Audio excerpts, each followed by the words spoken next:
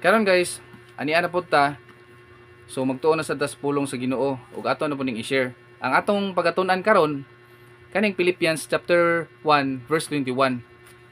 Unya kani nga verse very common ni siya labi na sa mga Kristohanon nga kanunay magbasa og Bible. Unya not only sa mga Kristohanon ha, kay kani sad gi-apply sad ni sa mga unbeliever sa ilang mga labuans katong mitaliwan na. Nya atong hisgutan karon kung unsa gid ka tinuod ang giingon sa Biblia. So kani nga verse guys, gi-address gini ni Apostle Paul ngadto sa mga believers. Unya ako sa una sa wala pa ko naluwas, sa wala pa ko nahimong Kristohanon, kanunay na akong madunggan sa akong mga relatives, sa akong lula ug sa katong mga katiguangan sa una nga mga silingan namo. Moingon gina sila kung naay mitaliwan sa ilang mga labuans nga ay salamat gyud nakapahulay na gid siya sa dayon. Pero ang pangutana guys, tinuod ba kaha nga nakapahulay na gyud ang katong mitaliwan diri sa kalibutan sa dayon? Mao na siya dako kayong pangutana.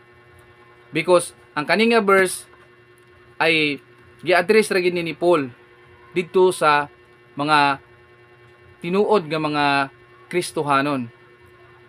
Kay duha ra gyud ang padulngan sa tao inig taliwan nato aning kalibutana, duha ra gyud ang atong padulngan.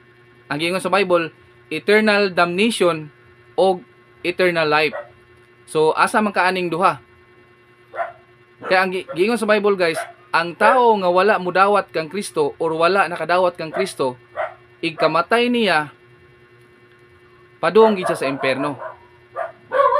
Mana usahay makaingon ta sa atong mga katigulangan nga sakto ba ka ilahang giingon nga makapahulay na sa dayon ang kanang tawhana, pero mao na siya sayop kayo nga tinuohan.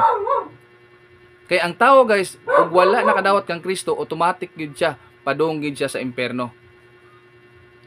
Pero pasalamat ta ani nga verse guys, kay giingon ni Apostle Paul nga ang pagkabuhi mao kang Kristo ug ang pagkamatay kadaugan.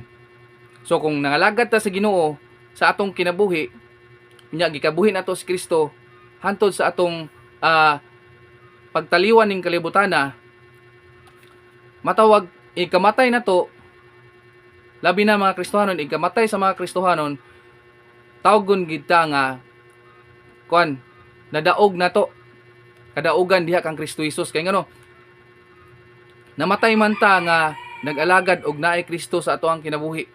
Unlike sa mga unbelievers nga moingon sila nakapahulay na pero wala. Kay sa ako nang nahisgutan ganiha nga duha ra gyud ang padulngan sa tao. Langit ug impierno. Eternal damnation ug eternal life. Kung ikaw wala ka nakadawat kang Ginoong Hesukristo, ikamatay nimo, mag-suffer ka dito sa kalayo sa impierno. Pero og nakadawat ka kang Ginoong Hesukristo, naay gid preparar ang Ginoo didto sa langit para sa imuha. So, hinaot nga nasabtan ninyo ang atong i-share karon nga pulong sa Ginoo og akong ampo nga ang tanan nga nakadungog o nakakita ani damlagan sa balaan nga espiritu inyong kasing-kasing ug pangunahuna aron makaangkon mo og kaluwasan.